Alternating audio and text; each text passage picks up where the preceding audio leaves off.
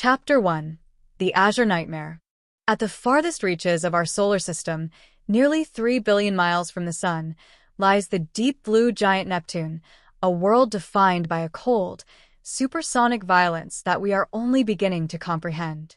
For decades, we viewed this distant world as a serene sapphire in the dark, but in 1989, the Voyager 2 spacecraft revealed a terrifying reality: a massive, Earth-sized void carved into the southern hemisphere. This feature, known as the Great Dark Spot, was not a storm like Jupiter's Great Red Spot, but a shifting, high-pressure anomaly that seemed to move with a mind of its own. It was accompanied by supersonic winds that reached speeds of over 1,300 miles per hour, the fastest recorded anywhere in the known solar system.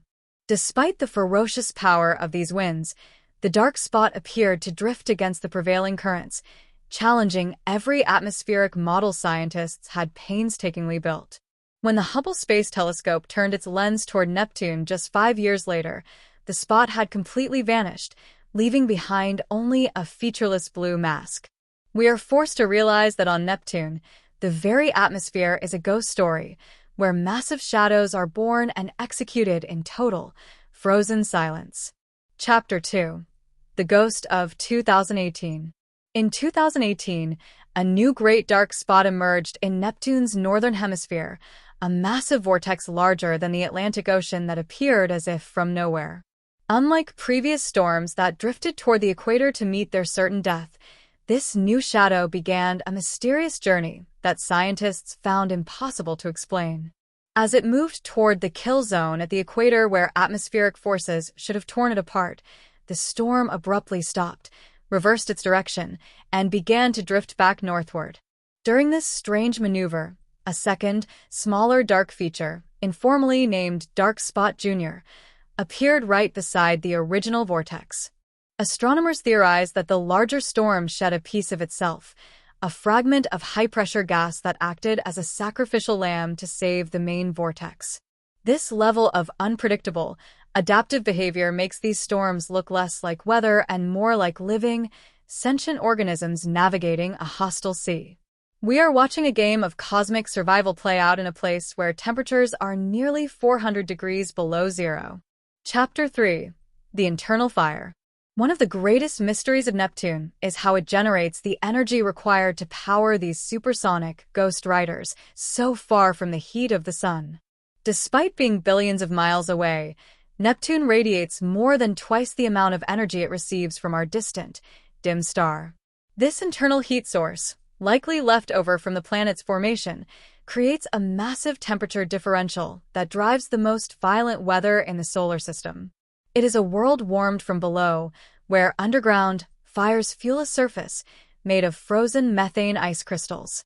This constant churn of energy allows the dark spots to survive for years, acting as holes in the upper cloud deck that reveal the darker, warmer layers beneath. When we look at a dark spot, we are not looking at a cloud. We are looking through a window into the planet's boiling, pressurized soul. The energy required to move a storm the size of Earth across a planet is a testament to the hidden, violent power lurking within Neptune's beautiful blue mask. Chapter 4: The Methane Rain. Deep within the dark spots of Neptune, the chemistry of the atmosphere becomes a nightmare of high-pressure physics and exotic materials. As methane gas is pulled into the crushing depths of the vortex, it is compressed until it begins to rain liquid diamonds into the dark. This diamond rain is accompanied by white, wispy companion clouds made of methane ice that sit tens of miles above the dark spots. These clouds form when gas is pushed up over the high-pressure vortex, cooling instantly into ice crystals that sparkle in the dim sunlight.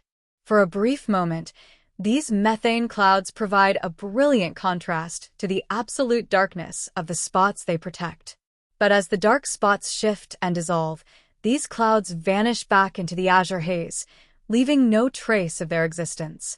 On Neptune, even the most beautiful features are temporary, existing only for as long as the violent internal fires allow them to. Chapter 5: The Supersonic Silence. The winds surrounding the dark spots are so powerful that they exceed the speed of sound, creating a world where sound itself behaves in ways we cannot understand.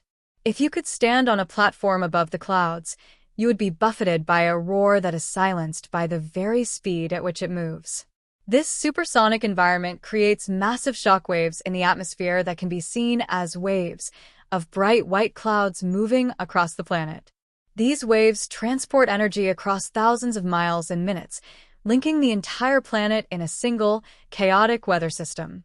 In this environment, the dark spots act as anchors, slowing down the supersonic flow and creating massive eddies of turbulence. The sheer scale of this atmospheric motion is enough to dwarf any hurricane ever recorded on our home world. We are watching the raw, unbridled power of a world that has no surface to slow it down, a planet made entirely of wind and shadow. Chapter 6: The Equatorial Kill Zone. For most of Neptune's dark spots, the equator is a kill zone that marks the end of their long, lonely journey across the planet. As a storm moves toward this region, the Coriolis effect, the force that keeps a vortex spinning, begins to weaken until the storm can no longer hold itself together. This is why the reversal of the 2018 dark spot was so shocking. It appeared to know that death was waiting and chose to retreat instead. Scientists believe that by shedding Dark Spot Jr., the main storm lost just enough mass and energy to change its trajectory. This sacrificial act allowed the primary vortex to survive for years longer than any atmospheric model predicted. It suggests that these features are far more complex than simple storms, possessing a structural integrity that we are only beginning to study. The kill zone remains a mystery, a place where the rules of planetary physics are rewritten by the ghosts that refuse to die. Chapter 7: The Voyager's Memory. Our only close-up view of these ghost riders remains the grainy, 37-year-old data sent back by the Voyager 2 spacecraft in 1989.